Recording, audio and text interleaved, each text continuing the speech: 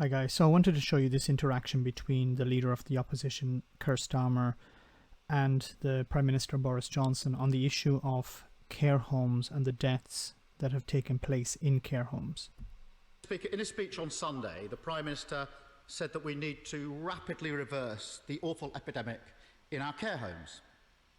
But earlier this year, and until the 12th of March, the government's own official advice was, and I'm quoting from it, "It remains very unlikely that people receiving care in a care home will become infected."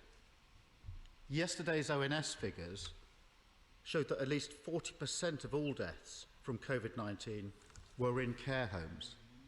Does the Prime Minister accept that the government was too slow to protect people in care homes? No, Mr. Speaker, it wasn't true that the advice said that, and actually we brought the lockdown in care homes ahead of the general lockdown, and what we've seen is a concerted action plan to tackle what has unquestionably been an appalling epidemic in care homes, and a huge exercise in testing is going on. A further £600 million I can announce today for infection control in care homes. And yes, it is absolutely true that the number of casualties has been too high, but I can tell the House, as I told the Honourable Gentleman, Right Honourable Gentleman, last week and indeed this week, the number of outbreaks is down and the number of fatalities in care homes is now well down. There is much more to do, but we are making progress, Mr. Speaker. Care homes are an absolute disaster. The scientists have been talking about certain institutions which will be a breeding ground for this virus. So prisons are one, care homes are another. And it's very difficult to understand the actual damage that's taking place within care homes for a number of reasons, because there's no testing taking place within care homes. Many of the people who are dying in care homes are being written off not to have died of COVID-19, but to have died of pneumonia or something else, for the mere fact that doctors are not able to get in and diagnose the cause of death because of the restrictions in place. And then you also have another problem, a very serious problem with care homes. That is that staff are not protected in care homes.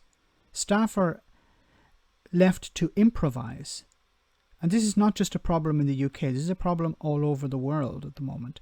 We heard a horrible situation in Spain, for example, where there was a care home and the staff were so worried about getting infected, so worried about the fact that they didn't have sufficient PPE, that they abandoned their places.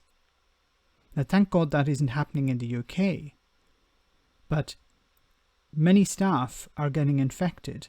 Many staff are worried about their lives, about the lives of their loved ones, that they're going to take this virus home.